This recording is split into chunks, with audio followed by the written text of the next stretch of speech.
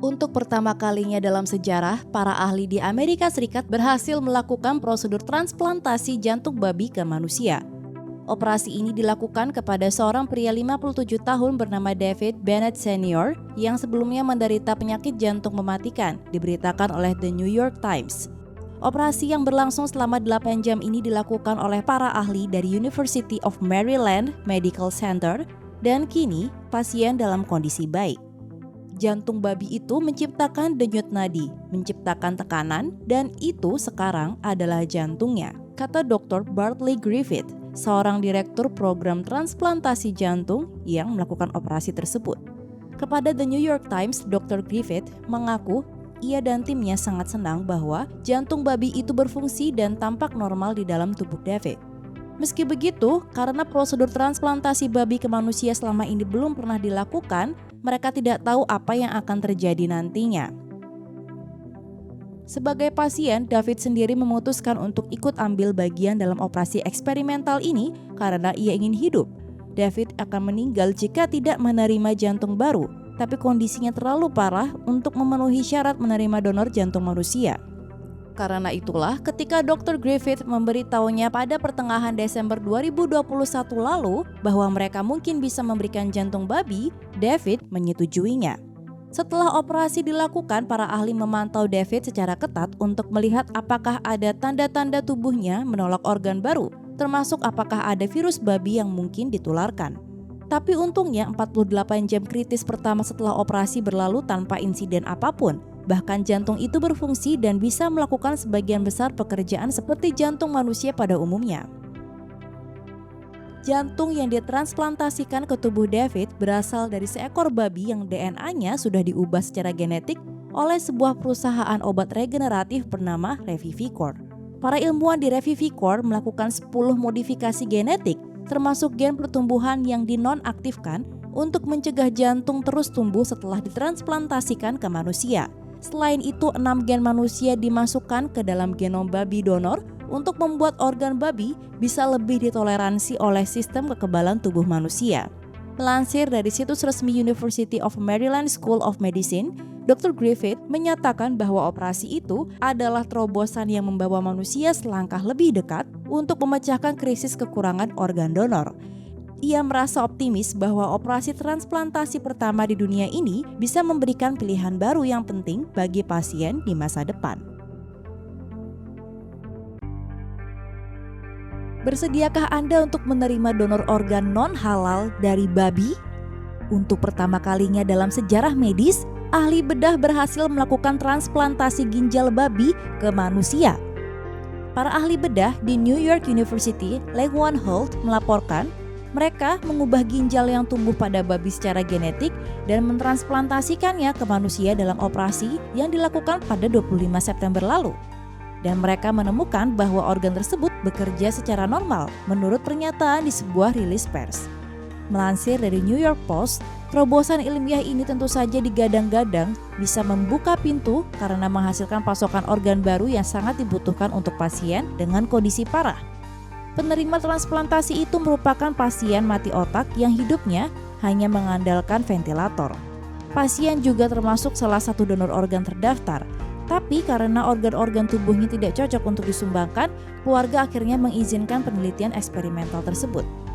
Ginjal yang ditransplantasikan diperoleh dari seekor babi yang memang direkayasa secara genetik untuk menumbuhkan organ yang bisa ditempelkan ke tubuh manusia.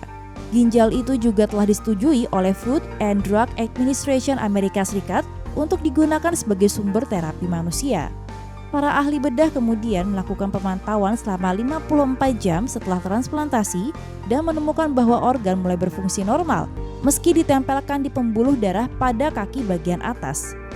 Menurut Dr. Robert Montgomery, Direktur NYU Langone Transplant Institute, fakta bahwa ginjal berfungsi di luar tubuh mengindikasikan organ itu akan bekerja dengan baik. Seorang mantan ahli bedah transplantasi, Dr. Amy Friedman, juga mengaku kagum karena ini benar-benar operasi transplantasi mutakhir yang hampir bisa dilakukan pada manusia hidup. Montgomery mengatakan bahwa babi rekayasa genetika berpotensi menjadi sumber organ yang berkelanjutan dan diyakini bisa memberikan kehidupan bagi lebih dari 100.000 orang Amerika yang saat ini berada dalam daftar tunggu transplantasi. Dalam hal transplantasi organ, babi dinilai lebih unggul daripada primata karena lebih mudah dibesarkan, lebih cepat mencapai usia matang, dan bisa mencapai ukuran manusia dewasa dalam 6 bulan. Meski begitu, keberhasilan transplantasi ini memicu perdebatan di kalangan ahli maupun masyarakat karena hal ini secara tidak langsung berkaitan dengan eksploitasi hewan. Babi bukanlah suku cadang dan tidak boleh digunakan seperti itu hanya karena manusia terlalu egois untuk menyumbangkan tubuh mereka kepada pasien yang putus asa untuk transplantasi organ. Menurut sebuah pernyataan dari organisasi People for the Ethical Treatment of Animals, seperti yang dikutip dari New York Times. Dr. David Klassen, seorang petugas medis dari United Network for Organ Sharing, juga mengaku khawatir tentang adanya virus babi yang mungkin bisa menyebabkan infeksi pada pasien. Sementara itu, Montgomery dan rekan-rekan penelitinya mengaku memiliki masih banyak hal yang harus diteliti lebih lanjut, terutama tentang konsekuensi jangka panjang sehingga operasi ini tidak akan tersedia untuk pasien dalam waktu dekat. Pria ini berhasil hidup selama hampir 2 tahun tanpa jantung. Hebatnya lagi, ia masih bisa berolahraga bersama teman-temannya. Bagaimana bisa? Stan Larkin adalah seorang pasien transplantasi jantung yang sukses hidup lebih dari setahun tanpa organ jantung asli dan hanya mengandalkan jantung buatan pada ranselnya. Ia adalah pasien pertama di Michigan yang dipulangkan bersama dengan perangkat jantung buatan di tas ranselnya di tahun 2014. Lalu, 555 hari kemudian, Stan yang berusia 25 tahun saat itu kembali ke pusat kardiovaskular di University of Michigan Frankl pada Mei 2016 untuk transplantasi jantung, dilaporkan oleh Science Daily. Itu adalah roller coaster emosional, ujar Stan dalam konferensi pers Michigan Medicine University of Michigan saat ia menggambarkan hidupnya dengan bantuan jantung buatan yang ditanam demi membuatnya tetap hidup sampai donor jantung tersedia. Saya mendapat transplantasi 2 minggu lalu dan saya merasa seperti saya bisa jogging saat kita berbicara. Saya ingin berterima kasih kepada pendonor yang memberikan diri mereka untuk saya. Saya ingin bertemu keluarga mereka suatu hari nanti. Semoga mereka mau melakukannya. Temui aku.